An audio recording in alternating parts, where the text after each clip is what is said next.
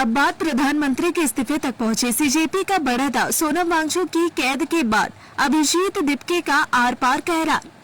आज दिल्ली के जंतर मंतर पर चल रहा आंदोलन एक ऐसे खतरनाक और अप्रत्याशित मोड़ पर आ गया है जिसकी उम्मीद शायद किसी सरकार ने सपने में भी नहीं की होगी, क्योंकि जो लड़ाई पिछले कई हफ्तों से सिर्फ नीट पेपर लीक और शिक्षा मंत्री धर्मेंद्र प्रधान के इस्तीफे तक सीमित थी, आज उसने सबसे बड़ा राजनीतिक रूप ले लिया है। और कांग्रेस जनता पार्टी यानी सीजेपी के नेता अभिजीत दिपके ने पूरे देश के सामने साफ ऐलान कर दिया है कि अब उन्हें किसी छोटे मोटे मंत्री का इस्तीफा नहीं चाहिए, बल्कि यह जंग सीधे बड़े साहब यानी प्रधानमंत्री नरेंद्र मोदी के इस्तीफे तक चलेगी।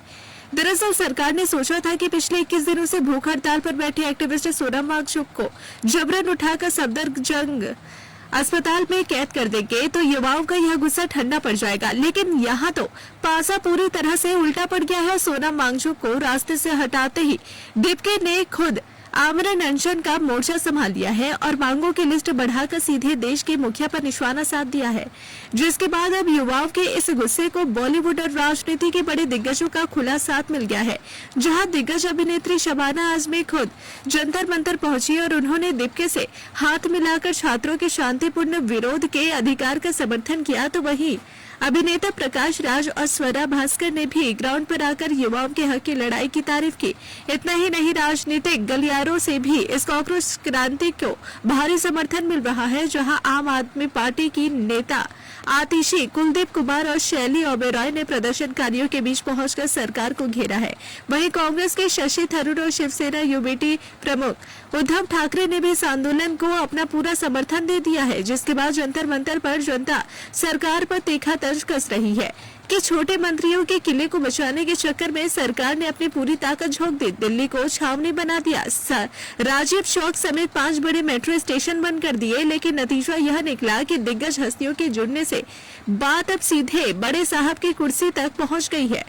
इस बढ़ते दबाव पर चलो संसद मार्च के खौफ का ही असर है कि जो सरकार कल तक इस आंदोलन को भाव नहीं दे रही थी, उसने पहली बार पर्दे के पीछे से सीजेपी और प्रदर्शनकारियों से संपर्क साधा है, क्योंकि हुक्मरान अच्छी तरह जानते हैं कि अगर आज मानसून सत्र के पहले दिन यह युवाओं का हुजूम संसद के करीब भी पहुंच गया तो अंतर्राष्ट्रीय स्तर पर सरकार की भारी किरकिरी होगी।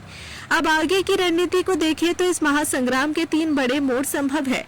या तो सरकार पूरी तरह बैकफुट पर आकर शिक्षा मंत्री धर्मेंद्र प्रधान की बलि चढ़ा देगी ताकि पीएम मोदी तक आज न पहुंचे, या फिर दिल्ली पुलिस बाहरी तत्वों और पत्थरबाजी की किसी साजिश का बहाना बनाकर जंतर मंतर पर आधी रात को बड़ा क्रैकडाउन करेगी।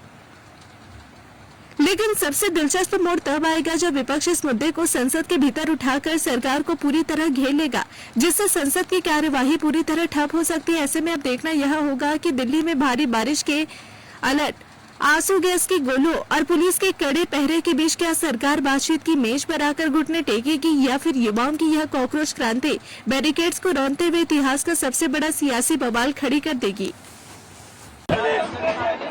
यहाँ पर बहुत सारे एमपी एमएलए आने को तैयार है, यहाँ पर बाहर खड़े हमारे समर्थन में, दिल्ली पुलिस उन्हें आने नहीं दे रही है।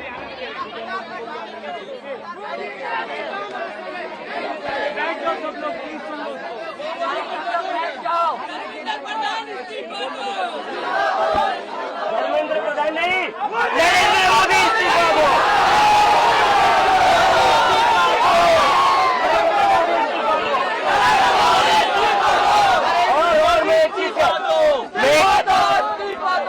कहना चाहता हूं, आज तक हम धर्मेंद्र प्रधान का इस्तीफा मांग रहे थे नीट में जिन बच्चों की आत्महत्या हुई उनके जिम्मेदारी के लिए, लेकिन आज जो घिनौनी, आज जो नीच हरकत करी है सरकार ने, अब हम नरेंद्र मोदी का इस्तीफा मांगेंगे।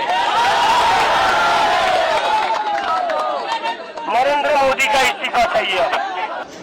अगर आप अपने बिजनेस, शॉप, कंपनी या सर्विस को ज्यादा कस्टमर तक पहुंचाना चाहते हैं एडवर्टीजमेंट के जरिए, तो आप न्यूज टैग इंडिया और हालाते बंगाल से कांटेक्ट करें। फोन नंबर 9831060581 या फिर 8240148182 पर कॉल करें।